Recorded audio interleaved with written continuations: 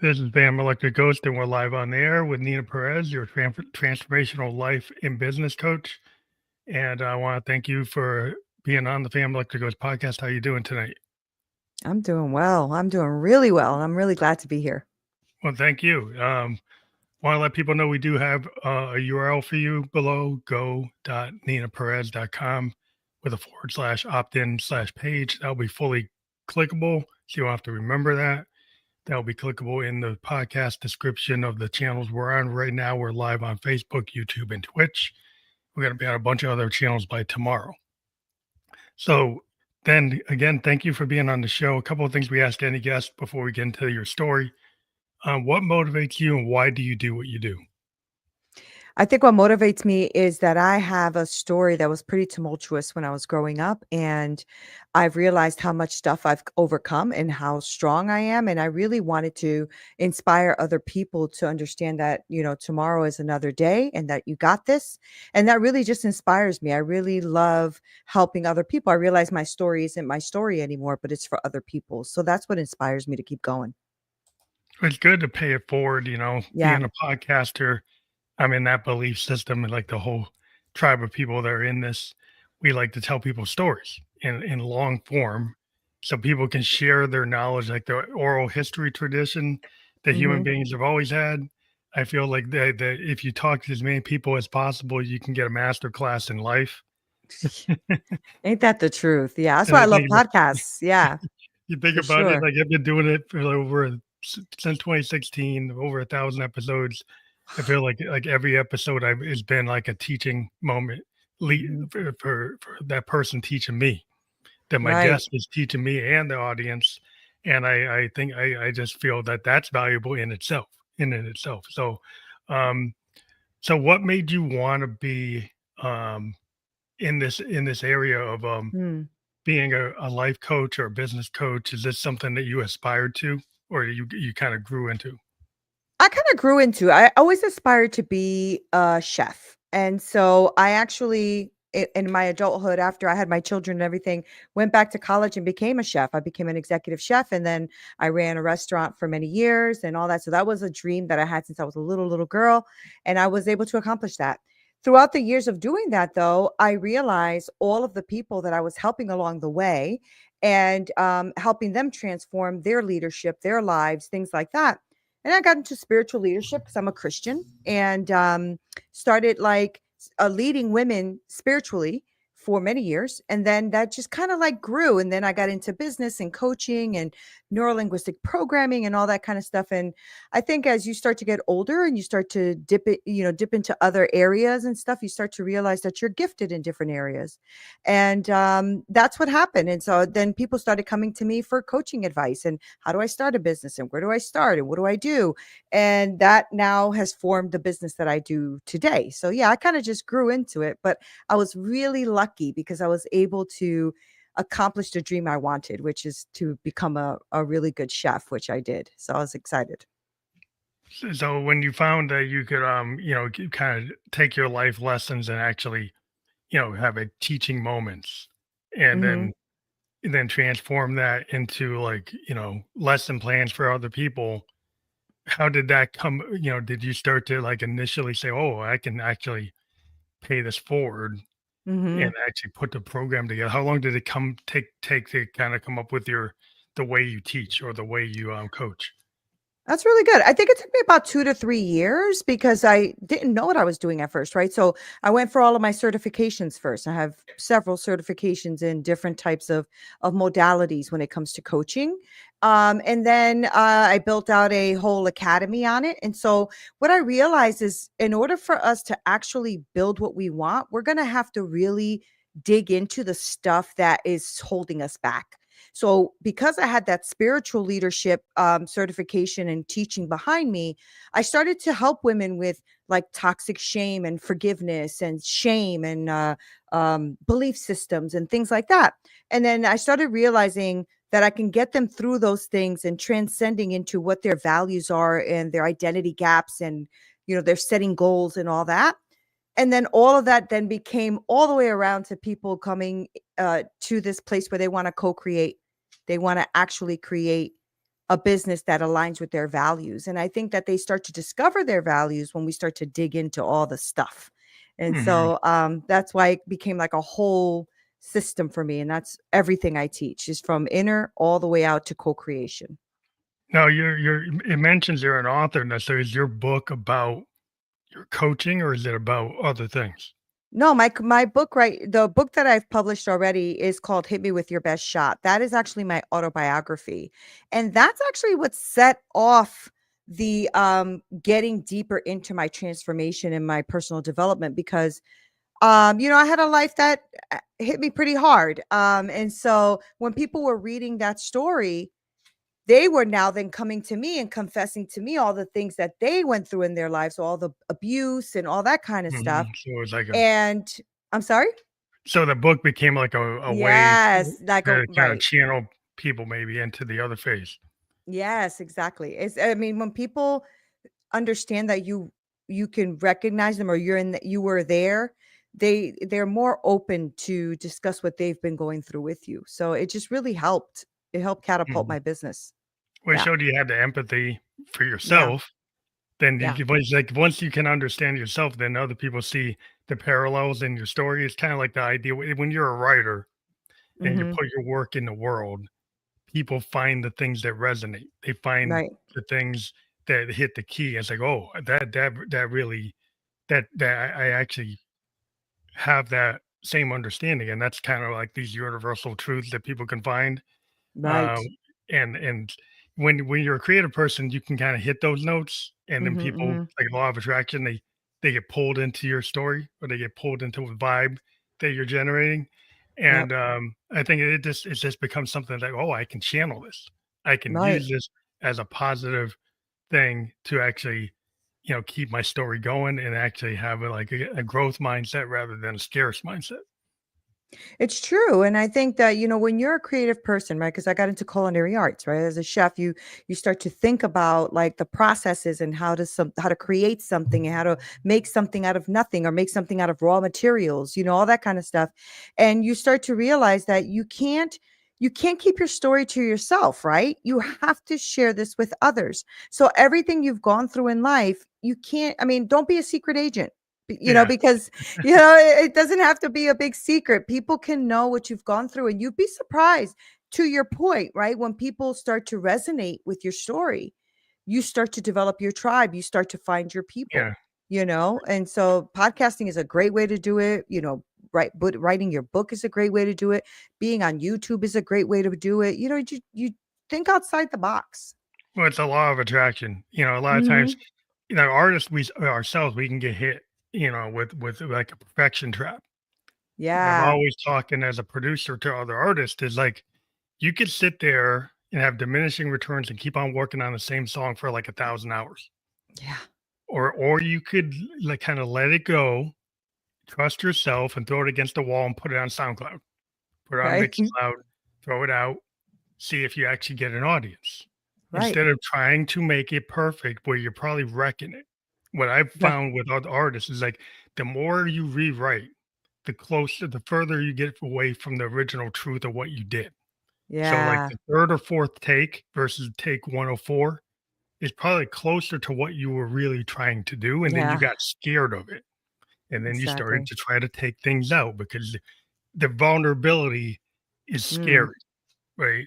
But the key thing in art, what I found is the more you're willing to be vulnerable Mhm. to your audience and tell those truths that are maybe hard to do, the more things will resonate because it's actually, hitting that note. Yeah, yeah, you know what? And you have to be willing to suck.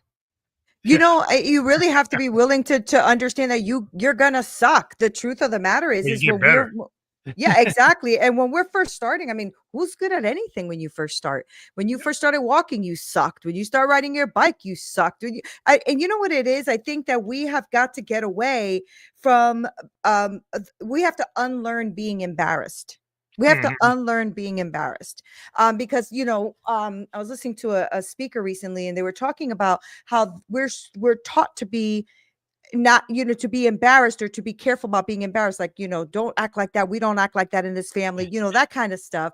Yeah. And it stifles our creativity, I think, and Oh, yeah, especially I as mean, you'll never kids. learn to Yeah, ride a bike if you're scared of falling down, right? You're scared of exactly. like, so at a certain age, a kid will ride the bike and don't care Right. because the wanting to ride around the neighborhood is more important than, how people see you fall down on a bike 10 times in a row. Exactly. But you could Exactly. get to a point in life where some well, if you fall down and you're trying to learn how to ride a bike at 28 or 29, it's like, "Oh, too many people are seeing me fall. I'm gonna stop. Mhm. I'm not even gonna do it." Mhm.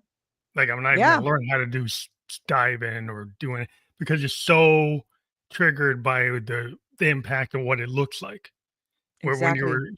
you're a kid, the childlike behavior is like, well, I'm not as triggered at Yeah. certain points, but at certain point you do get it's like, Yeah. oh, that is important. You embrace the suck, man. Just embrace the suck as you're gonna suck, and it's okay. I think that, it's one of the things that we have to kind of just reprogram ourselves and realize that sometimes things just are, right? So if Yeah. you're creating a song, a piece of art, a book, whatever, it's just that thing. It's art, it's music, it's whatever it is. And everybody's going to have a different perspective. It just is. Yeah. So, to your point, there's things that we do that are triggering, but that comes from things that we've learned behavior. Because at the end of the day, you can put out a song and you be like, oh man, this song really sucks. And somebody else can look at that like, wow, that really inspired me because you put it out anyway. Mhm. So But yeah, every view is different. Yeah. it's kinda like, the flow state Yeah. versus, like, this kinda, like, you're trying to just be, clone state. 'Cause like, Yeah. if you're in the kinda flow state, you're more in a jazz mindset where, like, it's not about the perfection, it's about the kinda imperfection, and a lot of artists will point out this, is like, if I'm a painter and I start throwing the brush strokes down and layer things, it is kind of that moment in time that I chose to do that layer, right? Mhm. And it's Mhm. kind of point in time. That painting is a point in time type of thing, and it's beautiful for that because of that moment. The problem is we want to control moments that sometimes we Yeah. should not try to control. That Yeah. as artists, what we learn over time is like that kind of happy accident, that unplanned chord change or timing change, or something that's a little dissonant, maybe not the best mic, but the Right. vocal performance is like unbelievable. And no matter how many times you redo it, you never hit the first way you did it. And there are actually examples in music history where the first take technically didn't have a good mic, was noise in the background, but the artist could never really hit that performance the same way. Mm, And so they kept it because it had such an emotional impact. It was actually worth right. the recording engineer and producer say, So hey, good. this is actually worth keeping because it's one of those moments and times like a paint stroke, Yeah. brush stroke. Yeah. It's like, and some people can't get their mind around that to Yeah. understand that that's okay. I think it's because people don't pause either to actually ask themselves the deep questions, right? Like when I have a woman that comes to my program or whatever, I'm like, why do you want to do this? They tell me the surface stuff, and I go, they go, and it's not until like later on that we go, that's the real truth. This is the truth. Mhm. Not that I You want to help uncovered the it. world, You right? uncovered it. It's this part down here. And I love that, right? I love those happy mistakes. I love embracing fear. Like a lot of times I'm afraid of doing something new, as we all are, right? Because it's something new. Yeah. And I mean, I've spoken to, I have friends who are billionaires, and they even themselves, when they're about to take on a big thing or doing a big NGO or whatever they're doing, it's fear at first, it's Yeah. just, but the Everybody wants to excitement safety. of doing it. Yeah, But the exactly. Yeah. part the thing is like things that are innovative are usually not that safe, Yeah. right? And the things that are on the bleeding edge of creativity will put you into a place where you're kind of dipping your toe in the deep end and you don't want to Yeah. drown and you could get scared. And it's this kind of safety thing that, human beings have always wanted to stay in the tribe, Yeah. right? Because if you go on the outer edge, and then the wolf's at the door, you get Right. kicked out of the tribe for doing something different, and then the wolf and the saber tooth are on you. Yep. And so Yep. you'd rather not have that happen. And so the problem is like the wolf saber tooth kind of concept can happen without it really being a wolf, right? But you feel just as unsafe as if a wolf was at the So door. true. It's so true. It's so true. Many years ago, and I wrote about this a bit in my book. We went homeless, right? And so we lost everything. We lost our home, we lost our cars, we lost everything. It was like that big recession, 2008. So we Mhm, lost a lot of things. And had I would never have chosen that, and I would have been terrified of that because it was mhm. uncomfortable and it was a really scary thing to do. It was also the best thing that ever happened to us. Like we really learned a lot about ourselves. We learned about ingenuity. I started my businesses. Like everything started happening at that time because of that scarcity, right? Because of not having. And so sometimes you just have to go ahead and jump. You just have to go ahead and jump. Sometimes you have And to live yeah, through that moment, like, and yeah, then you people really like do. the crucible moments that happen in your life, and, I'm a Buddhist, but we tend to believe that there are things there in our lives that are kinda set paths, and you're gonna go through it, and you have to Hmm. kinda go through it, and the avoidance of it is not gonna work because you have to actually go through it, Right. and We so we try though. We try to avoid. We try try. to avoid it, but there's certain things that's like that's on your path. Yeah. You do have to get through it. And Yeah. and it's like it's not over just because you hit the storm, right? I don't know if I want a captain of a boat that's never had bad waters to go through Right. because like how the heck is he gonna handle it? So he might like, well, I would love to just have nothing but calm seas, but how do I really want a guy that doesn't know how to navigate anything That's but calm right. seas? That's Probably right. not. Right. Right. And the thing, using the boat analogy, it's also the little things that actually make the big impact, right? Because a boat, yes, I mean, it could be, steered here and there, but it needs a rudder, right? And the rudder is smaller than the boat. And that small rudder is what makes you turn left, right, forward, whatever.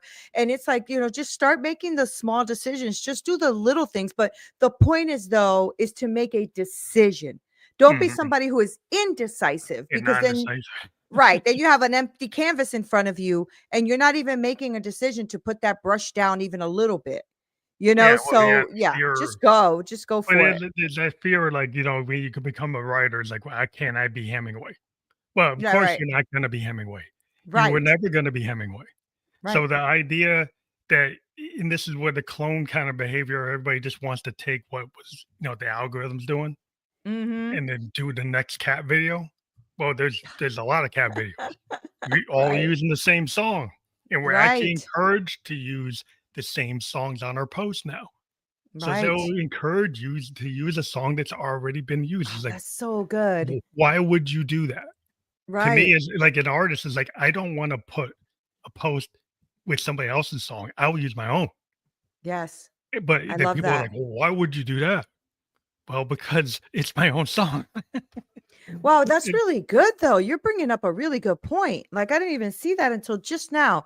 Like the programming of being all the same. Oh, that's good. Right? Because when you think about it, like it's like think about even okay, so we're not going to talk politics, but think about this last election, right? Like you're talking about that, and that's just making me think like, oh my gosh, that is so true. The programming to actually be like everyone else, to be like every thought process has to be the same or just spoken the same or Mhm. do Yeah, program the same.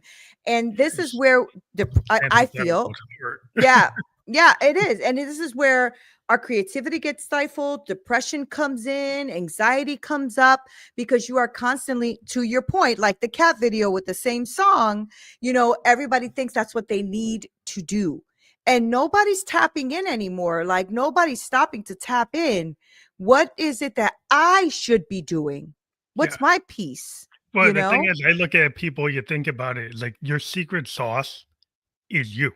Yes, it is. Like I tell as record producers that really know when they get somebody who's a brand new artist, the brand new artist might try to say, well, look, I can sound like, Taylor Swift. I could sound like Beyonce. I could sound like this.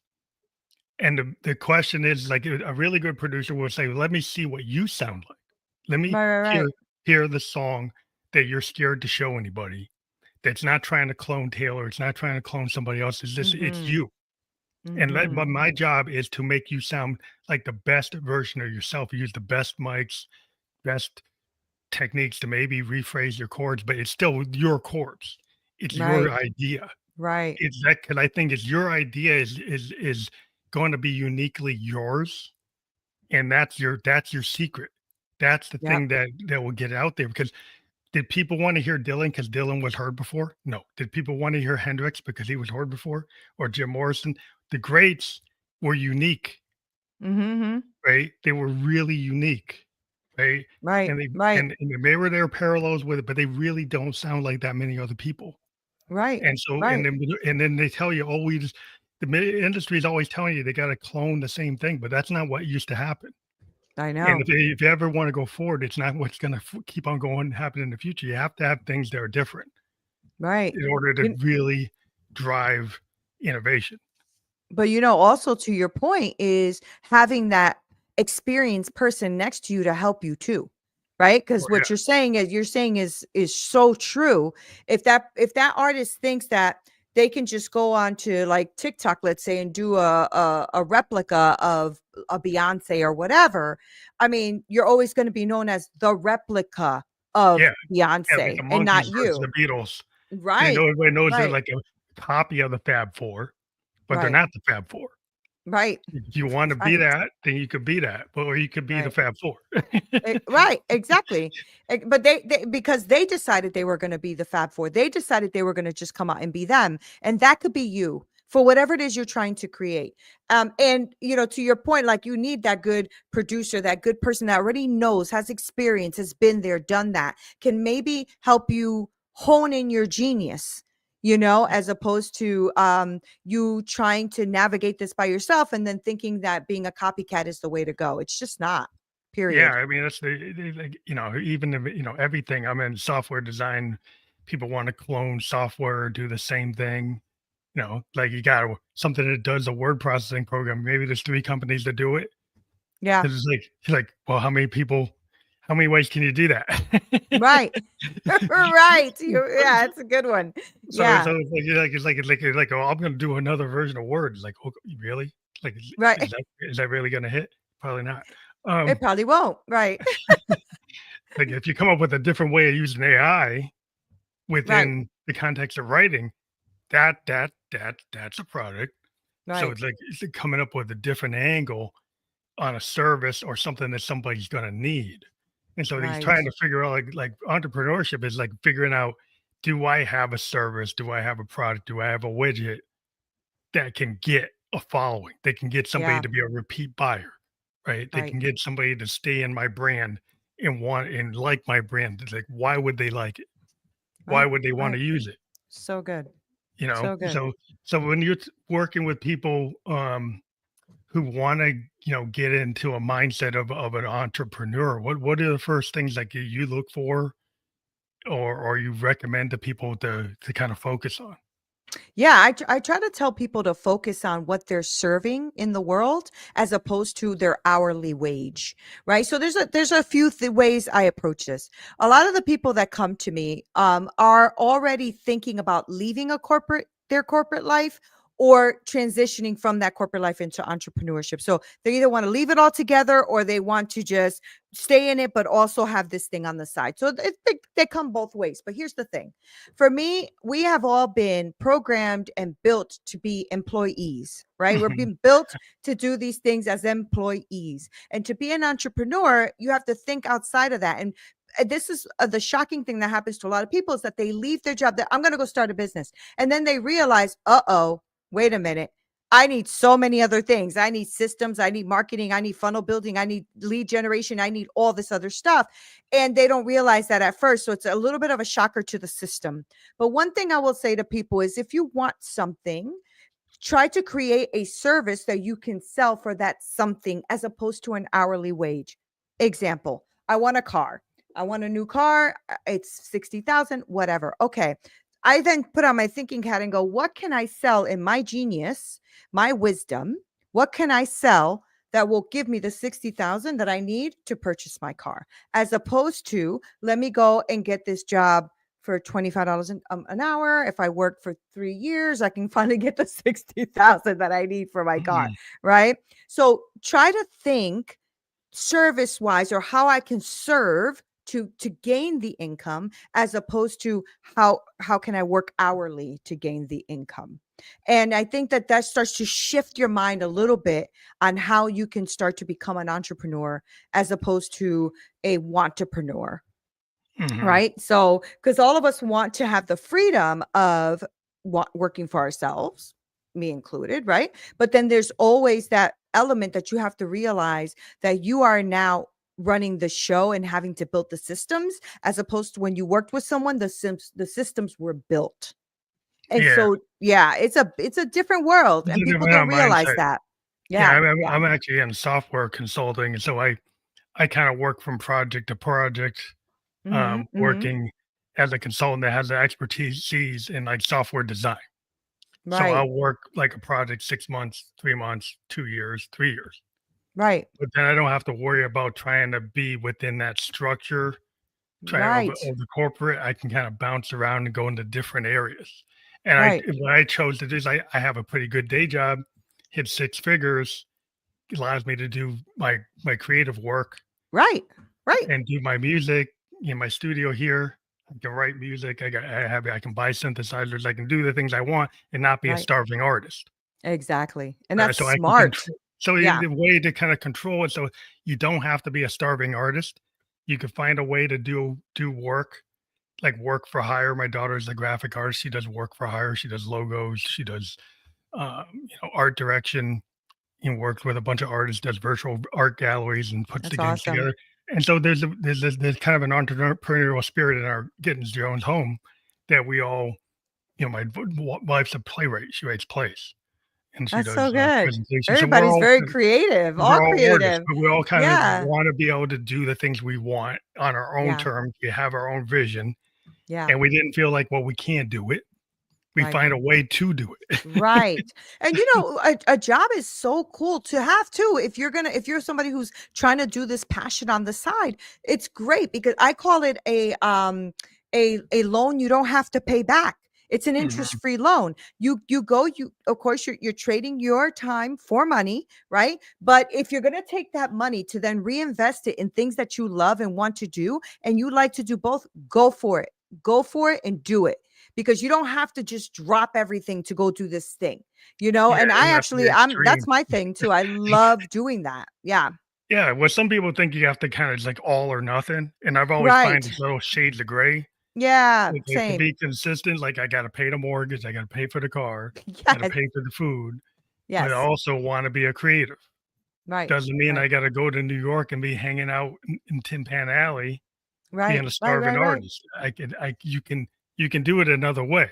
And Right. so it's like there's different degrees of what you're willing to do. And so I think you just put yourself in the mindset. But like in terms of like you have a 3 step process for like involving like trying to get to where you need to be. And Mhm. sometimes that involves like as an artist, so, like everything I do is very cathartic. So my Mhm. art is a cathartic behavior to kind of heal myself in it by creating art. But Right. like if you have other things you want to do, I've heard you like you have a 3 step process like inner healing, transcending Mhm. unwanted behavior, and co-creation. Right. Um, so maybe you want to talk about like, well, how do you apply those 3 steps for people's lives to kind of get them on the right path?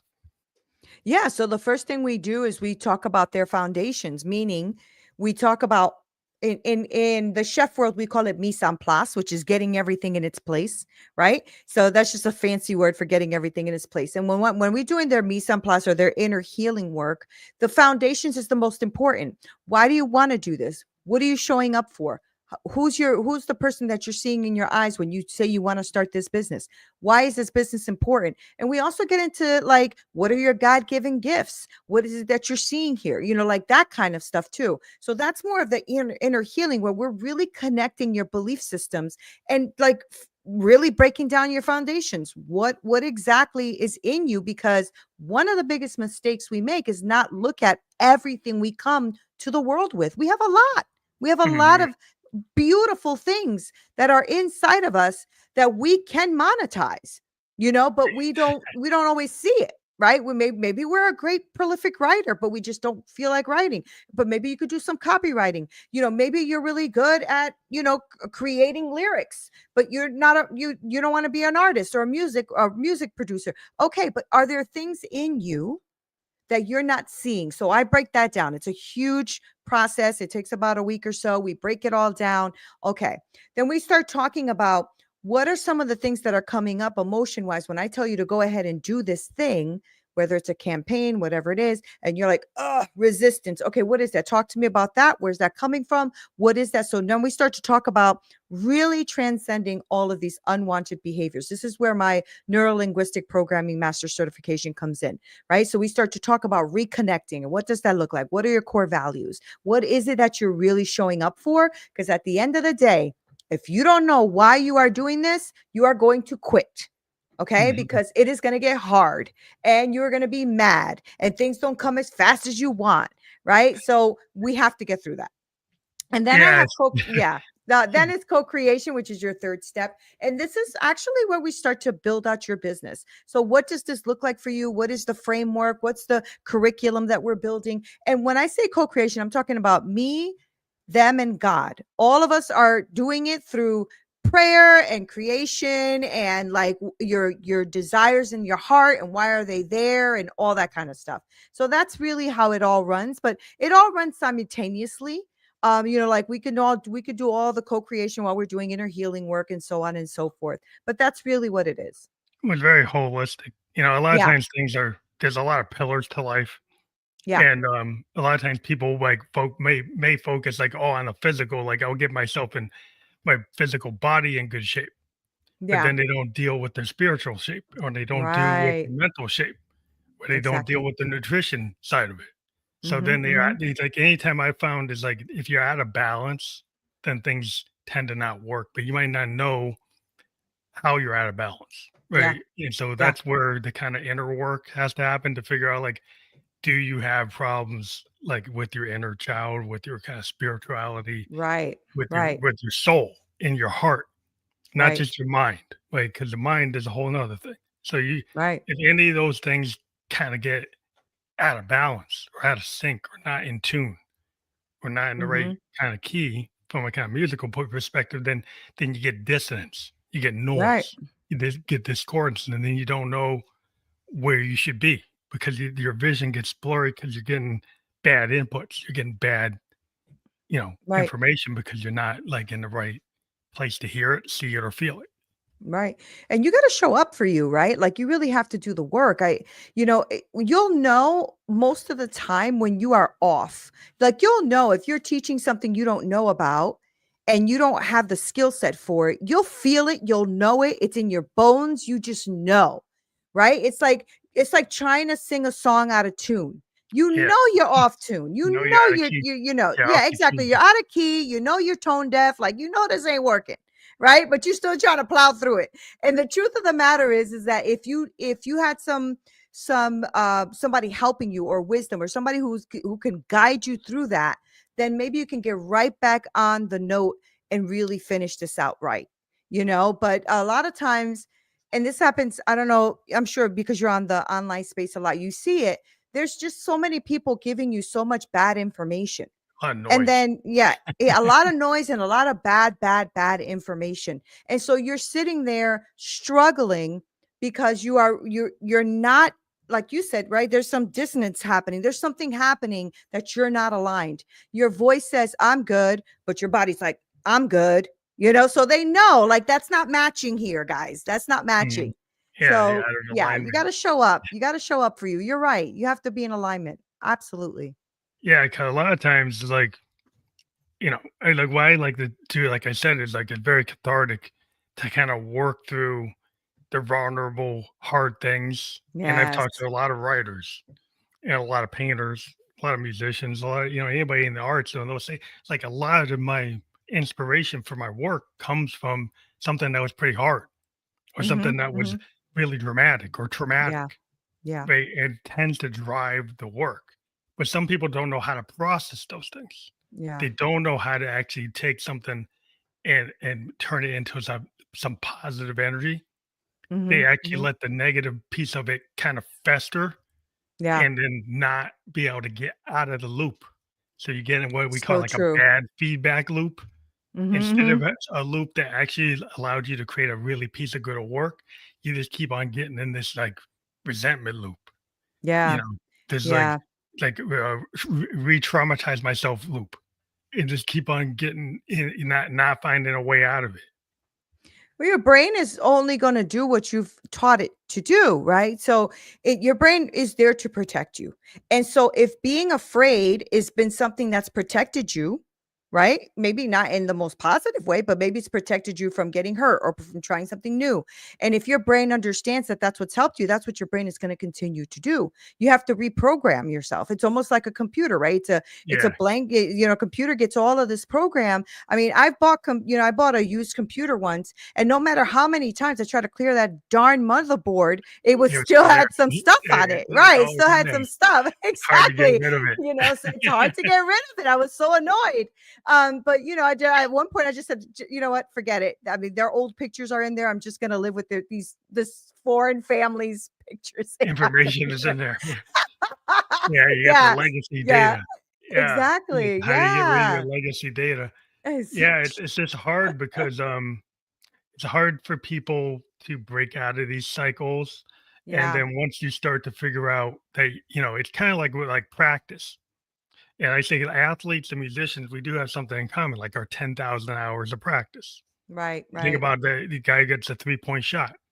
He's been hitting that shot Yep. and practice over and it's muscle memory.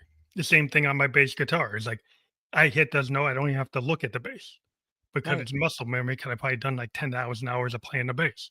So I know Right. where everything is. Right. And Right. Right. I can hear it and I would just hit it. Like I can Right. just go right to it. I don't have to look at it. So one, but if you got to understand it, your mind can be trained on things like that for anything. Yeah. But a lot of people don't get that. There's all they can get it from an actor or from a musician or an athlete, but they don't realize that you can retrain yourself just with the same kind of rigor. Mm-hmm. You could get yourself to learn how to deal with your triggers. You could get Yeah. yourself to figure out like here's a different pathway to go, right? But you got to practice. You've got Yeah. to practice like mindfulness or practice like a new mindset. And Yeah. you can't just Yeah. think about it one time. You got to get into it and get into the retraining, the reframing. It's funny how we forget those things though, right? Because there's nothing in life that we've done that we didn't have to be taught or trained. Everything has been taught or trained in some level, right? And so like if those who are listening like, "Oh, I don't know if I can do it." Well, when you first started your first job, you couldn't do that either. Yeah. Somebody had to train you. And then you went every day to get to know it and now you probably could do it with your eyes closed. So it's the same thing. The first time you try to meditate, it's going to be so hard. Like it's still hard for me.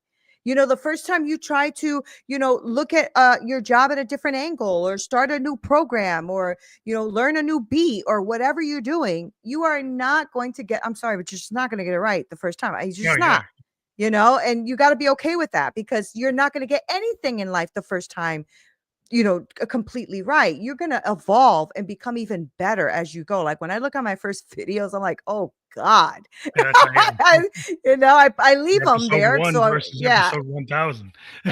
exactly. Right. Yeah, The it's a same. process, but I think Yeah. sometimes employers seem to have forgotten this because I noticed today, like on the LinkedIns and the Indeeds, they're looking for people that already have the acronyms, already Yeah. have like the thing is like that's really interesting to me is AI technology typically is only in the last 3 years that people could really have certifications. Yeah. And then I see people with jobs saying they want somebody with a 5 years worth of AI. Yeah. I'm like, unless they worked for OpenAI, where would they get that from? Like, Right. don't you think it would be better to take an actuary and then teach them AI or take a I business would. analyst Yeah. or that knows the business, right? And then learns how to do the AI prompting, Yeah. Yeah. right? But the I don't part know. where I don't know what happened. people are so into wanting people who are already trained with Yeah. no training. Yeah. I think it's a mistake on Huge. in the corporate America side. They're making a lot of mistakes in terms of Yeah. you do need to invest in people and teach the blockchain, teach the AI to people who could be taught. Yep. And guess what? When they check it, 90% of people could be taught these things. Yeah. Yeah. So the Yeah. idea that It's you have such a to good just take point. the ready-made pull and pull them from here and then pull them from there, Yeah. how are you ever going to generate new talent if you just keep on pulling talent that already exists? That's such a good point, right? Because getting now into like leadership and like work and all of that kind of stuff. I've noticed that too. And it's actually frustrating to be honest. Like you'll go and you'll open up some of these job postings. I always like to look at what's out there in the world. And it's like literally almost like 3 pages long of qualifications that they need from a person. And I'm just like, Nobody this is really like has it, and right. if you Nobody have it, has it. you're pulling Exactly. from somewhere else, Right. right? Right. Instead of taking somebody that like this somebody could have 55% of it, but they showed a lot of capability. Like, Right. Right. what if Right. they showed that they worked in banking and they worked in healthcare and they Right. worked in sales? Right. Then that shows that they can do different lines of business, Right. or they That's a can smart learn way to look at it. Right. instead of Yeah. saying, "Well, they're not in the same one." Right. Like, was that a problem or is that a Well, benefit? I mean, this is I think where depending too much on AI has become a problem. Oh yeah, Because, if the person has all of these skills, like to your point, right? Healthcare, and then they did this and then they did that, and that's all on their resume. They now feed this through an AI program who says, nope, nope, nope, nope, nope, nope, no, nope. no, And because they're looking for X, X, X, X, and it didn't exactly. hit it Yeah. 99%. Right. Where Right. what the human recruiter will do this. I'm gonna take my gut and figure this guy probably can learn. Yeah. Because maybe if I talk to him, when I have that human conversation, I said, "Yeah, this guy could be really good." Yeah. If you Exactly. weed those conversations from even happening, I think you're using the AI to your detriment. Yeah. And I've gone to the leadership people all over the place telling them, like, "You're not using it right. You're Yeah. not Yeah. using Yeah. it right." Yeah, but that's happening with a lot of things too, right? I'm in the coaching world, I'm in the coaching business. And so I speak to a lot of people, oh, just use AI to do your next program. But that's not, no, no. I mean, it's great to ask it questions and maybe get like a bounce of ideas or some outline or something. But if I'm going to have it create my entire program, what am I needed for? Yeah, Like, yeah. that's like That's kind of like ridiculous, me making it write my song. Like, I Right. might take People do it. Yep. have it do some recording engineering, which means it's Yeah. gonna give me different mixes. Is it make it sound like Fleetwood Mac, Rumors. Make it sound like way, the mix that Quincy Jones used on Thriller, right? So I could al that's not writing the song, it's changing the way the sound what the Mm, sound processing is. So for yeah. something like that, yeah, I can go and have it give me examples of different sound processing that I can apply to my vocal that I already did, or Right. a bass line that I already wrote, but I'm not gonna have it write my bass line or write my melody. I'm a human being, I wrote those. Right. Right. I'm Right. gonna use it as a tool to treat and engineer and process and produce. But I Mm-hmm. think when you overuse it, it's a typical computer concept, garbage in, garbage out. Yeah, yeah, yeah. No, that's true, and I wish that, people would understand that, like, I think they're just heavily reliant on AI now because it's fun, right? You go on there and it just, like, can break down a book for you and give you all the main tips in, like, 2 seconds, which is awesome. And but when you start to rely on it to the point where now you're not thinking or you're not being creative, this is a problem, and this is happening a lot. Like, sometimes I'll speak to people and it's like, "Oh, like, the answers to this, but you're so into AI now that you're literally not learning how to respond Yeah, your without an critical thinking. AI." Right, Yeah, your critical thinking is you're not going learning to away. you're not learning to do the thinking on your feet. Yeah. And this is kinda like the what I love about jazz is, like, if I'm playing with a jazz group, somebody could change the chord, and then I'll just figure out what goes with it because of my experience. I don't Right, have right, to right, stop the song. The song will right, continue, and I'll just make an adjustment.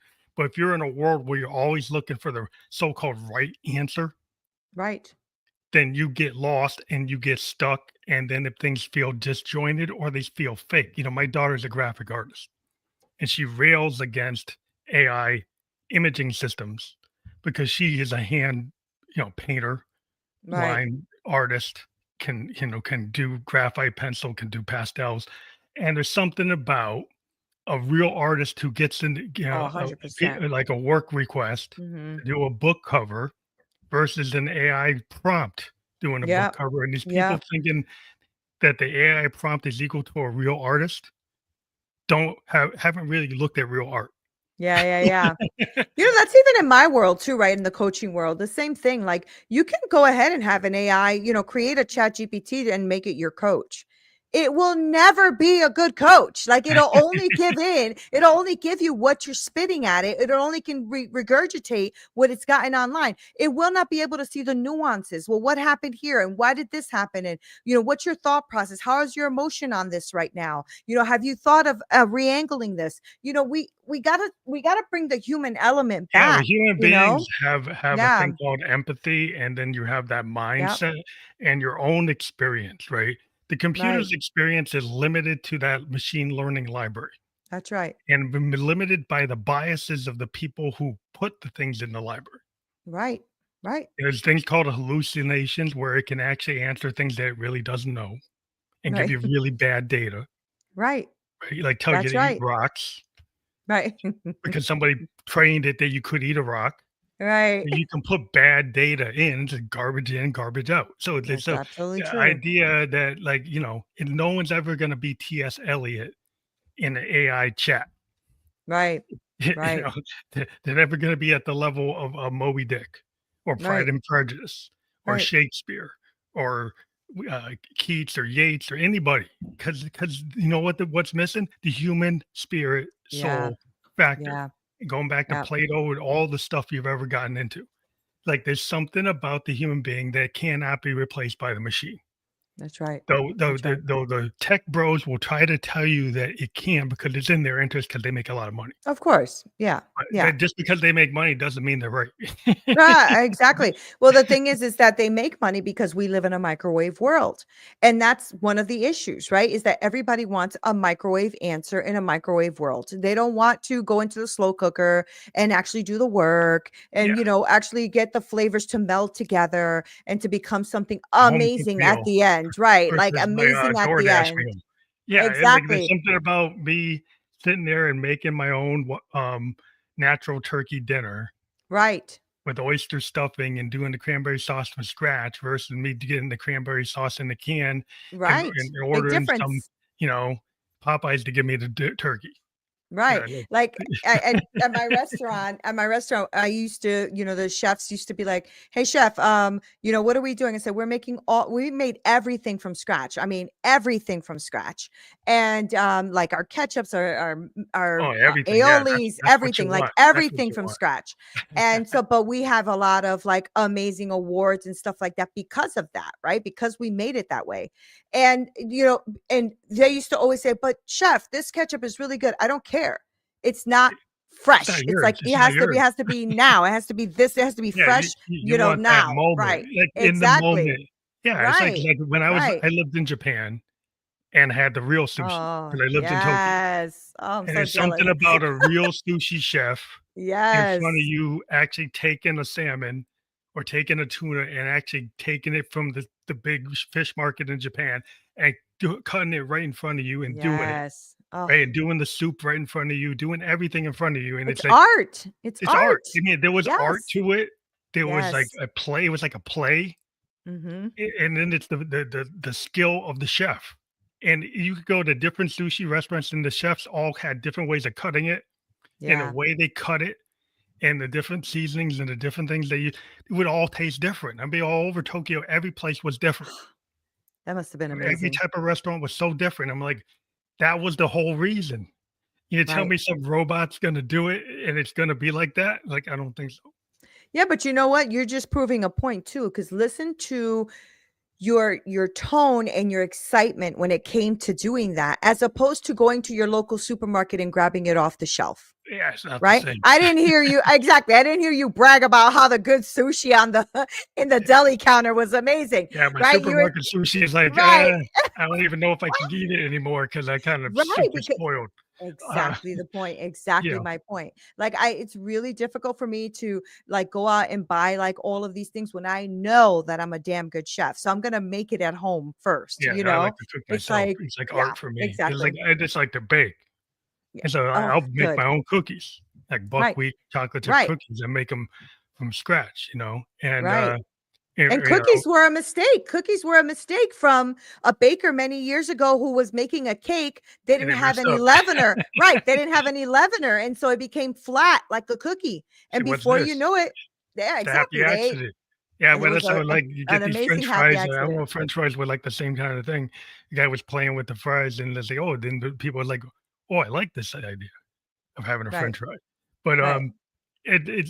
like, experimentation is like human beings, like, that's how we progress. It's like, you Yeah. wanna find that new restaurant with that new Right. recipe. You Right. just don't want it's Right. like, do you really wanna just keep on having the same burger and fries?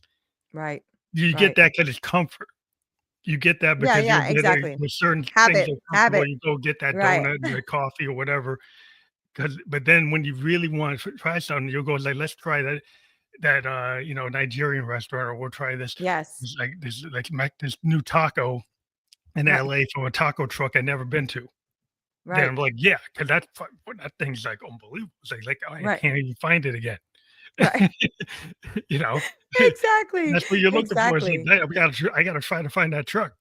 And that's because there's an artist on that truck doing something you've never had before or that good before. And it's because somebody really loves what they're doing. They're taking their time with that Yeah, there's barbacoa or passion. whatever. Yeah, And there's a yeah, passion. there's There's a passion. passion, there's love and passion and humanity to it. Right. So it's Yeah, such a yeah, big that's difference. when Yeah. they get the tech bros telling you that everything's gonna be robots and AI. I said, "Well, maybe for your bottom line, but not for mine." And the truth is that their bottom line bottoms out because at the end of the day, we still are going to need that human connection, right? So I really have a pet peeve with these done for you services that do everything and you don't even have to show up but turn on a button and it goes on for you. Yeah. I have such an annoyance with this stuff because I feel like you're doing your people a disservice when you do something like that. Like if I were to go up to somebody and say, "Hey, Joe Schmo, hey, listen, this is the coaching business I want. Can you just go ahead and build it for me through AI?" I do the people that are going to purchase that a disservice. There's nothing there that has my wisdom, my talents, my know-how, my grit, none of that.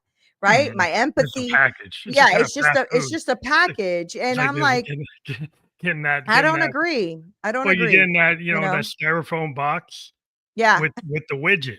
It's like that Right. when that's when people started to, you see it even in, the automobile industry, like, car Yeah. companies make their cars very specialized in terms of ordering things where you can option things so differently, Mhm. but Mhm. it becomes unique, where it used to be like, "Well, we gotta to streamline this so it's only a couple ways you can have it." Yeah, But exactly. Yeah. now people want to take a car and they'll even go and option it after the fact and add all this aftermarket stuff Right. because they're looking to be individuals.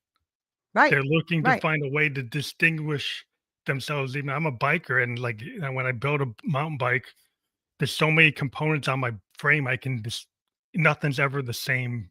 I don't Right. ever get it from the bike shop pre-built. I But build the bike like very customized for what I want to do with it. And I right, think and to that's your the kind point of future. though, but to your point, this is where you can now charge high ticket prices Yeah. because you're unique, Yeah. because you are different, because you're giving people different skills, different angles, different aspects. So I mean, your mountain bike, I can go buy one at Walmart, or I can go ahead and have somebody make it uniquely done. It's going to cost me a lot more money, but it will also be worth the money. Oh, it's like And that's the yours. thing. Yeah, It's like why does somebody customize the Harley the way they do? right. Because they Exactly. wanna have a ride that fits their individuality. Exactly. Exactly. And that's where the key to the future is. There's a lot of room for entrepreneurs that allow people to have customized products or Yeah. customized services that really speak to them. They speak Right. to like, this isn't cookie cutter.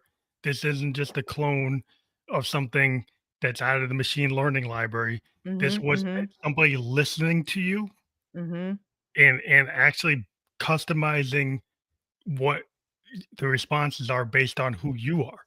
Right. Exactly. Exactly. And I think that we start to, and this is you probably align with this. You also need to spend some more time with just you because when you are like too much on, YouTube or Instagram or Facebook or AI or whatever it is, you don't hear your voice anymore, and so you start to really not know who you are, what you're bringing to the table, what you can bring, what your uniqueness is. And so spend some time with you guys, like whoever's listening, just spend some time with you. Like, honestly, go for a nice walk. Put on maybe some meditation music in your ear if you need to, and just be. And you'll be surprised how much creativity comes from within you, Yeah, right? get rid of the noise and you Yeah. start to listen to yourself Yeah. and then the ideas, and then you give yourself the permission structure Yeah. because there's a lot of people who don't give themselves permission to dream, Yeah. to focus on, you know, themselves because people will say, Right. well, it's shameful to focus on myself. I'm being an egomaniac. Right. Right. Well, like, Somebody told you that. I don't know who told you that. Somebody told you that. yeah, it's like Yeah. you got to focus. Like, if you don't focus on yourself, you can't find Exactly. out what is actually going on. That's Like the right. whole idea of the looking glass self the Victorians talked about Mhm. is like you look in that mirror, you look deep into yourself, you start to ask yourself the questions that are hard Right. questions like, why do I get triggered by this? Why do I feel angry? Why do I feel sad? Why am I happy? Mhm. Like, Mhm. Mhm. try to uncover like what makes you happy, what Right. makes you sad, and Right. then try to understand. Well, can I actually be in a place where I'm more happy than sad? Could I be Yeah. in a place where I can actually hit the things I want to do that I can actually fulfill my promises to myself? Can I start to do those things? Right. That takes some introspection, it takes some work. And you have to do it afraid. You have to be able to face fear because you're going to have to do it afraid. Like, I have an acronym for fear is face and eliminate all restrictions. So when you want to do something and there's restriction, face and eliminate all restrictions. And Mhm. so, that's how I look at it. So when I'm afraid of something, I literally look at it that way. Okay, let's face it. Let's eliminate it. Let's make sure we got everything out the way. And these are restrictions that need to go.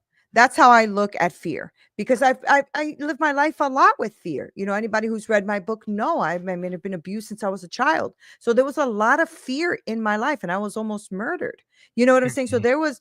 there was a lot of fears in my life. And so I had to one day say, I don't want to be afraid anymore. I'm done. Like I got angry. I'm like, I'm really done with this fear stuff. I'm done with it. And so I just started to go for what I wanted to go for. And I still continue to do that. And every day when I wake up with that little bit of fear, I'm like, oops, sorry. We're gonna be taking care of that because we're not gonna have you restricting my life. No way, Yeah, we Jose. just don't wanna get restricted by those fears No. because it's like, life is hard, but you don't wanna make it harder by creating your own Right. glass ceiling. Yeah. And You we gotta all bust we all through. have a that moment, right? Where maybe all of us will have that moment when we're laying in our deathbed one day. Don't regret it. Yeah, Don't or regret just say it. they didn't try it. They didn't try Yeah. to fight Yeah. to fight, but, I made a big choice to live in Japan, and a Yeah. lot of my family, back when I did, they were like, "Oh," they were so scared. They said, "Well, you're gonna get earthquakes, people aren't gonna like you, this and that." It was like the best experience I ever had in I my life, bet. I bet. and I'm See? actually, like, really looking to, like, maybe try to do it again Yeah. just because I really enjoyed that time when I was there. And it That's was so just good. really and so, like, people have to understand, like, you can export yourself into a world like Japan. Like, you could go, go to Finland, you could go to Greenland, you could go anywhere Yes. on the planet. Yes. Like, you are not limited by where you are now. That's You right. could actually put your head space into it and say, I at the time, it's like, I didn't know how to speak Japanese, Right. you know, but I was there with my daughter, and she went to a Japanese school, and we were there for 2 years. So That's once so once you good. put yourself into a society, it will things will be it will just happen because you Yeah. gotta live it. So, Right. like, to be Right. able to put yourself against the fear of, like, I'm in a totally different culture, it's not the same at all, it's Eastern versus Western. Like, Right. you can put yourself in that kinda scenario and you can win. So, So good. I'm glad you did that. That's awesome. Good for you. but I wanna, then point out, though, are your URL because we haven't talked about that. Okay. So if people go to that page with the opt-in page, what happens if they actually connect on that and talk and link to you that way? Well, if they go there, they're gonna be able to see like a tiny master class where I go through what my process is, my program. So that if they're interested, they can, go ahead and contact me. There's going to be a booking page if they want to contact me and get on a free call with me. I'm not scary, Cool.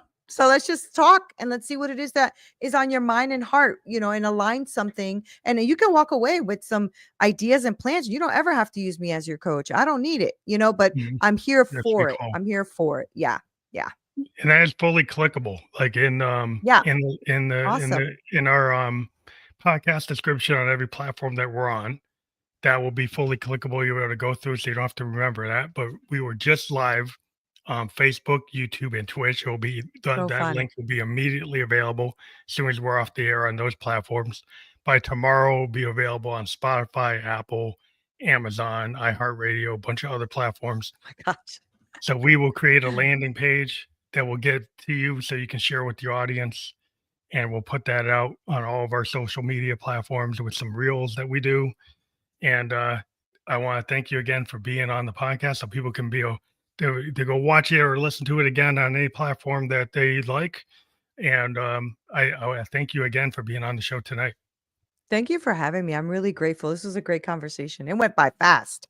So Yeah, thank you. I always go by quicker than I ever imagined, but that's the way it goes. But thank you again for being on the show Thank you. tonight. Thank you.